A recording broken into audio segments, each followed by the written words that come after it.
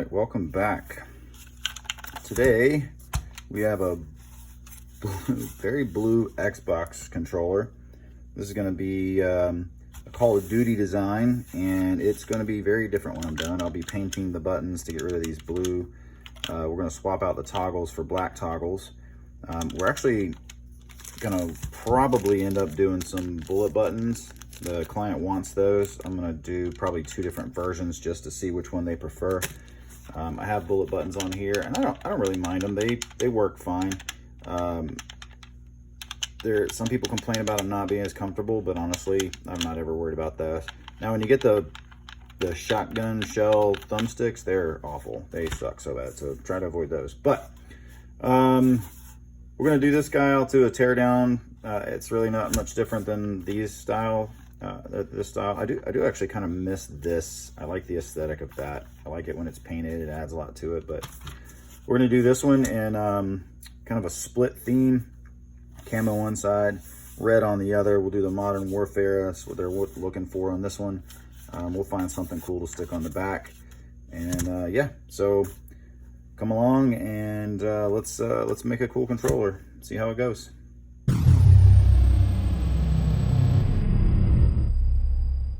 Okay, so some people have asked about the sticker.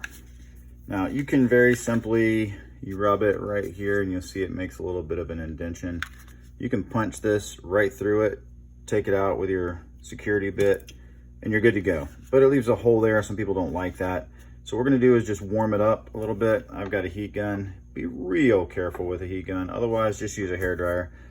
All we're gonna do is release the adhesive, and then I'll get in here with a blade and we're gonna try to peel it out without tearing it up. Sometimes it tears up, sometimes you get lucky and the whole thing comes out and you can put it back in real pretty like, and we'll just stick it to a plastic bag in the meantime. If you got wax paper, that works really well. But let's just make this nice and warm. All you wanna do, literally, to keep your hand close by, it's helpful because your hand will tell you if it's too hot. Just want to soften it up enough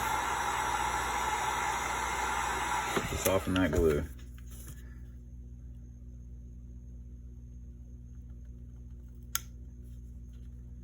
We can get under it. It's still pretty hardcore. Takes a little effort to do it. I used to just peel them out and throw them in the trash, but if you save it, it kind of looks nice at the end.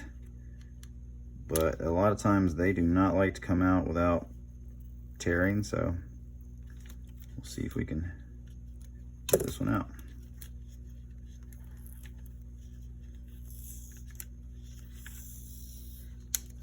Nice and easy.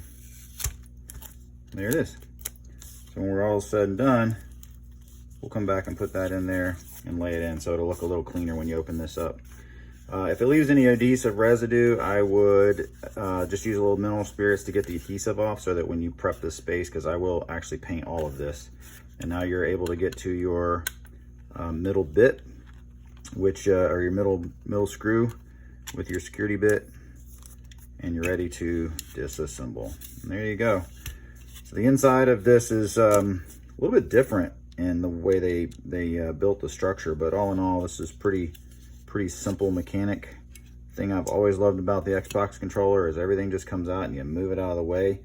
Then we go to take these buttons out, we will have to remove these decks right here to get to the buttons, and that's the part that a lot of people don't like to do. You don't typically have to desolder and all that kind of stuff, but we'll get those out. There's tons of videos on how to do Xbox controllers and swap your buttons, so probably not going to take that much time as I'm trying to do, designs, not taking them apart. So anyway, so we just have the paintable parts left, everything that I'm going to paint. These will go in the blast cabinet, and we'll just do a nice gentle coat on them, and then we'll get ready to start laying paint. I got to cut a couple of stencils for it, but otherwise it's going to be pretty straightforward. I have a camo already cut, and we'll start laying those pieces out, and that's the part that I really want to spend a little time going over. So everything is now white. I made the blue all white. That's just a nice clean coat to give me a matching background. I went ahead and did the white, back white, so that they were nice clean finish. They're all the same. We're just gonna basically call this a primer coat. We have it all nice and red and ready for the next step and the multiple layers of stencils.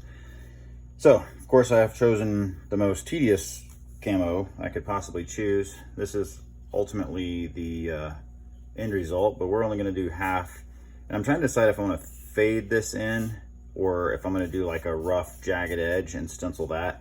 I might do like the rough jagged edge. I haven't quite decided yet. I'm gonna play around with a couple of things, but the first step is to lay all the topo camo down so that when it's done, where I lay the camo down will be red. Once I lay that down, I'll spray my coat over that, which will be my base coat, and then I'll start laying the camo stencils. So I'll have the regular camo shapes will go on there, but this is the tedious part, as you have to peel all this out and then manually lay it. I've tried it with transfer tape before. It's really difficult to get the transfer tape off these tiny little lines, but if you've never tried this, it is extremely tedious. But that's what we're going to be doing, and I'll lay this on here, and we're going to wrap it all the way around, and we'll do the halfway mark, either faded or with a jagged stencil. Haven't decided. Again, I'm going to play around with that.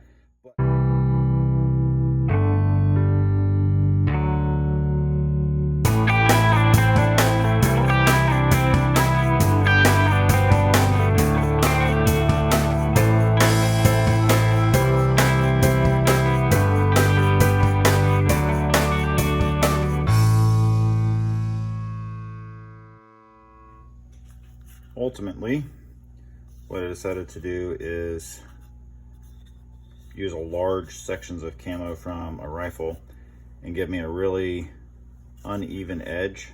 So we'll lay down the black first, and then we'll start laying our camo pieces on top of that. And that'll give us, we'll do a fade in between to try to break up the layers. And then we're gonna drop this Modern Warfare logo over here, and we're gonna do it in the same background color that the camo is in. So I'm gonna real quickly just drop this on. People ask me constantly, where do I get certain logos from? Where do I get my camo from? How do I cut my stencils? Just ask if you have questions. If you have a regular silhouette or like a cricket, a cameo, any one of those kinds of things, you can cut your own stencils. I think they do up to 12 by 12. I have a really big cutter, so I can cut large sections of camo for rifles and whatnot, but it's really helpful. You can of course hand cut stencils, but that's really difficult. Takes a whole lot of time, and it's pretty much impossible to get really smooth edges and clean tight edges. So if you're going to do this more than just a couple for yourself or something, I would highly encourage you to invest in a vinyl cutter, also known as a plotter, if you get one of the bigger, more expensive ones. So okay, now because I'm going to paint this, I've got to tape all of the other stuff off because I don't want any paint on anywhere except here and in here. And I'm going to be doing Snow Gray, Gray Wolf, and Combat Black. Those are going to be my main colors, which will allow the red to really pop through. And then when it's all done, we'll take all this apart, and then I will slightly distress, because I don't want this red to be just this bright red like this. I'm going to actually distress it, and then it'll get speckled. You can see in here I've got all the speckling. I don't know why I love that so much, but we're going to do some of that as well. So we got the black all done. We're going to add some camo. I'm going to start with some medium to large pieces, just a few of them, which will leave, again, everywhere I place these will be black. So we're just going to lay some of these in.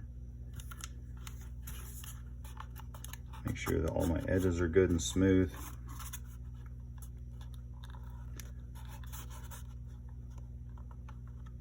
So I'm going to do this for the rest of this. And then I think I'm actually going to lay some smaller camo pieces in the M and W. And when I spray it, I'll just spray this too, and that'll give me even more texture on this side. So just something a little different, but we'll put some more pieces down in here, and I'll jump over to fast forward so you don't have to watch me do this whole thing. And I'm gonna throw down one of the grays, probably the lighter gray first, and then I'll use the darker gray to gradient that just a little, and then I'll probably top it with that dark gray to give me my top solid. So a couple more layers to go, but here we go.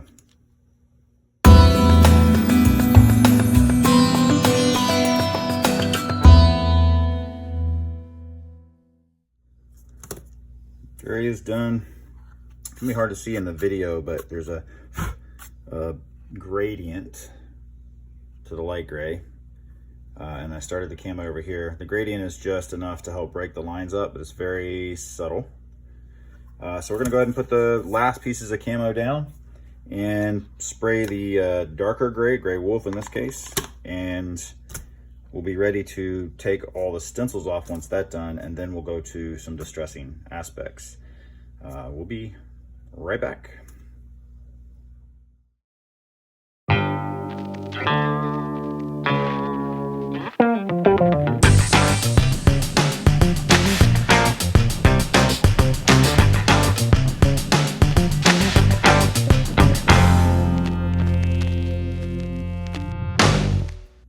So last bit placed just before it goes into last coat of paint.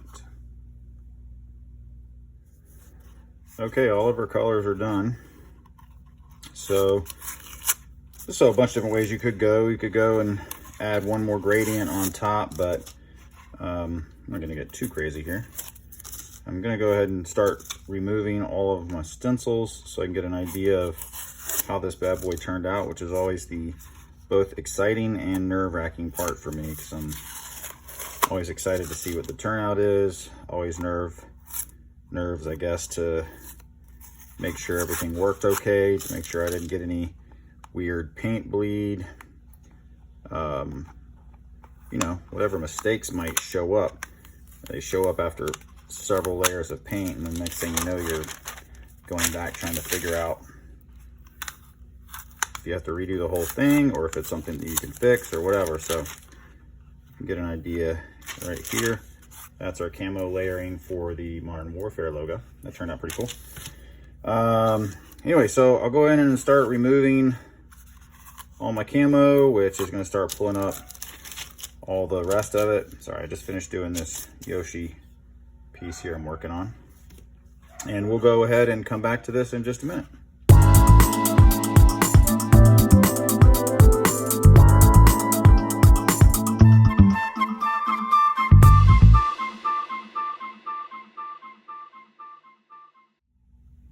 All right, well, it's all taken off. It's almost as much of a hassle taking the topo off as it is putting it on. You can see adhesive and stuff, which this will all get cleaned with mineral spirits before I move on to the next stage, which will be spraying a little bit of black over this, and I'll be wiping that down. I'll probably do a black speckle on it and look for any possible missing stencils in here, which there's bound to be a small piece in here somewhere, but otherwise it'll be a pretty good idea where we're going. And love to know what you think in the comments, but we're almost there. Cool, so we're all cleaned up. Now I got to throw on the gamer tag for this guy, and the lines are really just to help me because this is a really long, skinny one, so I want to try to get it as centered as possible with the controller. And just on the curve, So hopefully that will be good. This guy's got such a long name. Also, I figured I'd throw out a little tip here. When you're working with really small stencils, it's always a good idea to print multiples, because the letters are so small that when you're pulling stuff off, these little tiny pieces here, they come off. You can see how that A just came off. So I always try to keep a couple of extra spares so that I can pull the piece that popped out, because it is so dang tiny. So I can drop a replacement in without having to go back and reprint an entire piece. Cool, so we'll mask that off. We'll hit that with some white. That way it pops right out. And then when that's dry, we'll dirty it up and then we'll come back. I have another controller I'm working on that has red toggles that I'm not going to use, so I thought I'll do a red toggle over here. That might be kind of cool to set that off. We got our bullet buttons, almost ready to assemble. Okay, so we're just going to do a little dirtying up here. I just sprayed it with some black. You could really just kind of leave it like that if you just wanted to look really dirty. I'm just going to be using a little acetone.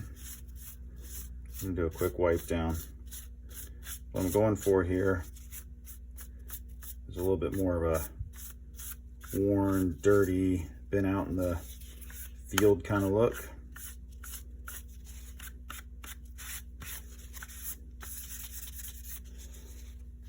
And it takes a little light work, a little light pressure. I'm just using, on this particular controller, I'm using acetone. I'm gonna get off the heavy stuff first, then I'll come back and detail it. On most paints, you're not gonna use acetone because it'll be just too much. Looks very dirty and very rough at first, and that's okay. That's what we're going for. Get this heavy stuff off.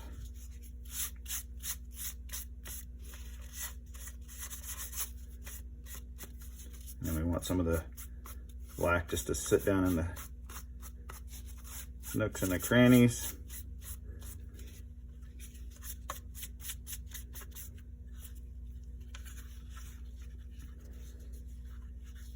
You have to be careful because, of course, if your paint's not cured, you'll take the actual paint with you when you rub it. And this is a couple of stages, so I'll show the last stage of this will be once I get the majority of this off and I get it kind of looking the way I want. We're going to be going back. I'm going to speckle it.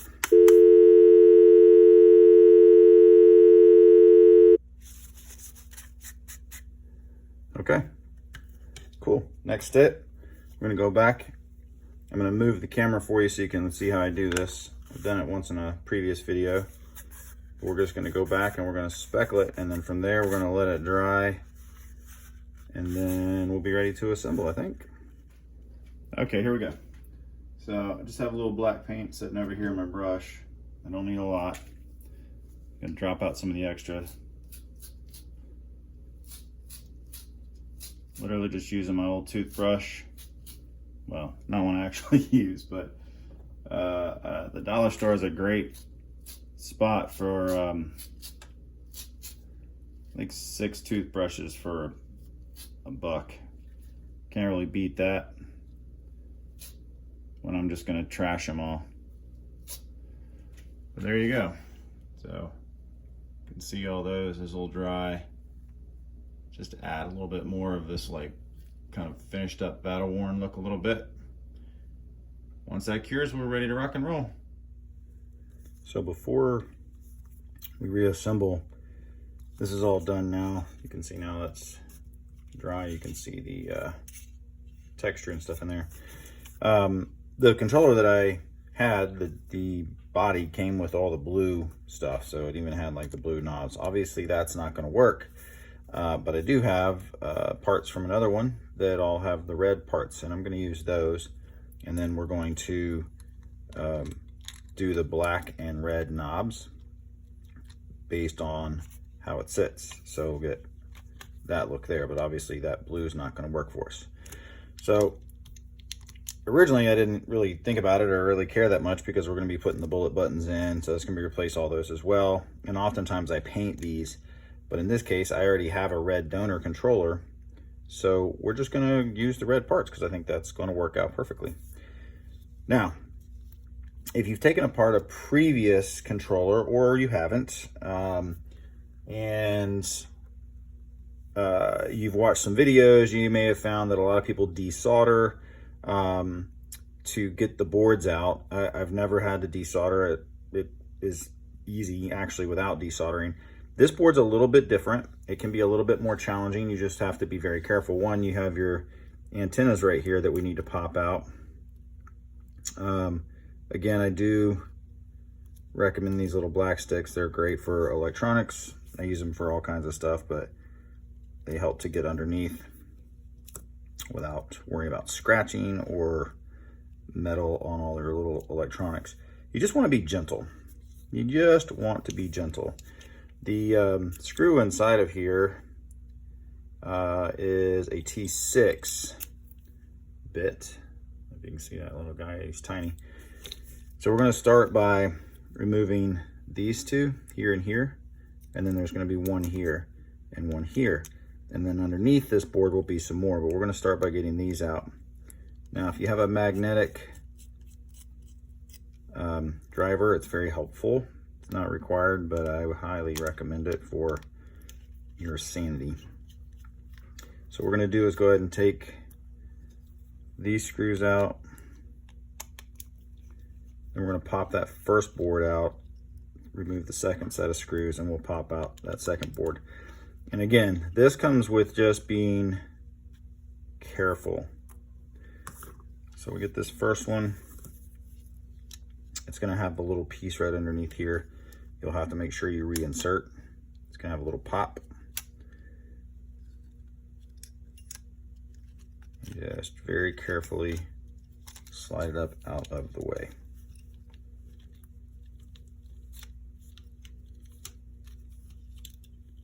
And guys, be gentle. So this guy goes right in here, just like so. You just got to make sure it's back in place when you reassemble this board. Cool. So now you see 1, 2, and 3, that third screw right there. So again, we'll just get down in there and get those out. You can see why the magnetic driver is helpful. I have to see if I can find the link for this set. I really like it. I love this driver and the set that it comes in. It's very nice. It's got a little pop out set. It's pretty sharp. Works really well. I love the fact that it's long and it's really skinny, so for most projects it works great. And it's magnetic. Okay, there we go. Now, the face piece here, because it holds this board in right there, I find it easier to just remove this. You just gotta remove these little clips here. They just clip on right there. That'll get that out of your way. And then, as long as I got all the screws out, one more in the middle. All right, last screw.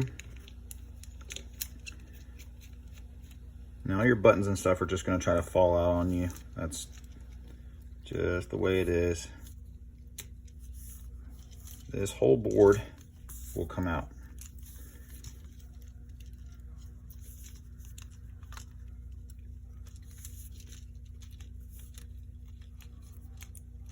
It is a bit of a finicky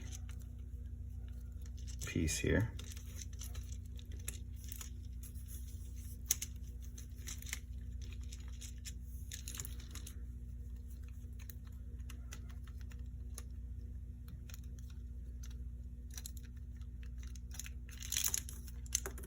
There we go. Everything's out.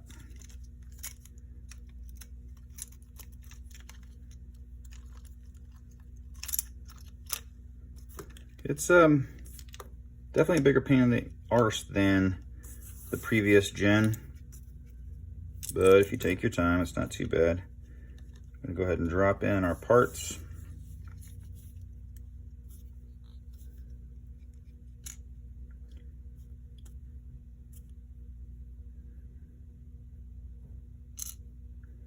As always, they only go in one way, so just line them up. Sometimes it's hard to remember, like, what direction is this facing? So that's it. Those are in. Our bullet buttons, same thing. They only go in one way.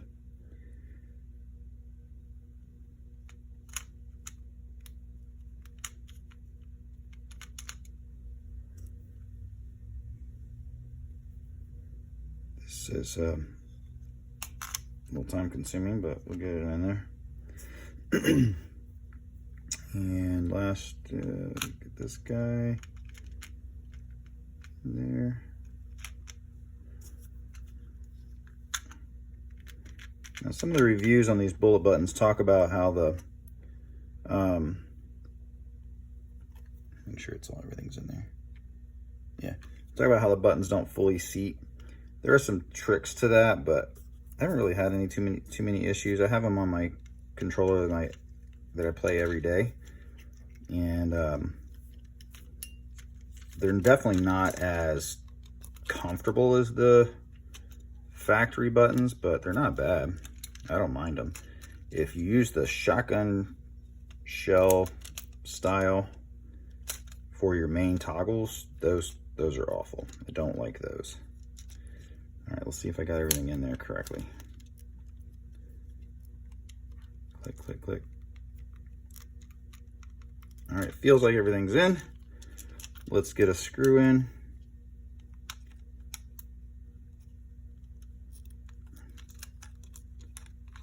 All right, let's get this first screw in.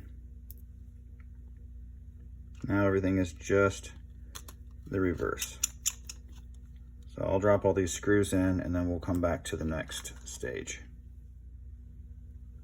Okay, so remember we put that back in, we just lay it in there, snap it in. You just gotta make sure, if you can see this in the camera there, that little piece right there, it sticks up off of this board and there's a little piece from this board and that's what goes in. You'll align that and snap it in place. It holds it all together. Then we're gonna go back in and drop our last couple of screws, and then we'll be ready to put the body back on. Some things to consider here is you want to make sure when you're putting it back together that you make sure that these cables are out of the way. It's real easy to get them tied up underneath there, and we want to try to avoid pinching. And again, everything is about patience, being nice and gentle, and ensuring that we don't rush. And you rush, and then next thing you know, you've popped a cable out, broken a solder point, whatever, and you really want to avoid that. So I'm gonna go ahead and drop our little antennas back on and make sure that they're nice and bowed out like that, and make sure they have a good connection, because again, everything is about seating in here properly. Okay, we're in. Now we'll go ahead and drop our toggles on. That's the easiest part.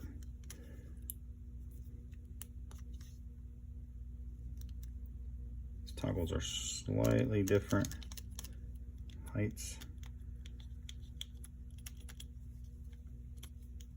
Cool. Let's get our faceplate on.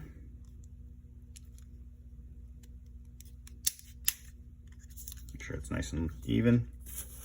Get these old buttons out of the way. Those I can paint, I'm not too worried about that. Go ahead and drop this guy in here. Push your buttons, set it down, drop our screws in. Now this one's going to use the security bit.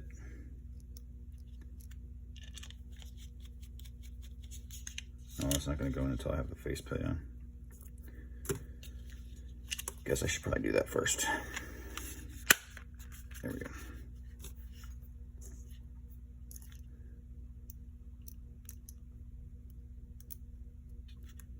All right, put in our last screws to be done with this project. Let me see. These, yeah, they don't feel too bad. They sit a little higher on the edge. Of course, you don't have that smooth, soft, curved edge to them like the B button, for example. It has such a curve to it. When you have your fingers on it, it feels better. But this plays just fine. We'll run the test on them. I'll finish putting all the screws in and all that. And now I'm still debating on whether I want to put the grip structure, the heavy paste grip on the bottom. Usually you just add a little extra grip on there. This has pretty good grip on it, so we'll see how I feel when I put it all together. Okay, we are ready to go. Greasy bacon bits. Your controller will be there soon. Hope you enjoy. All right, guys, thanks so much. Please like, subscribe, tell me what you think. Love to hear your comments. If you don't like it, cool. If you do like it, I really appreciate any comments, any thoughts on it. And we're ready to rock and roll.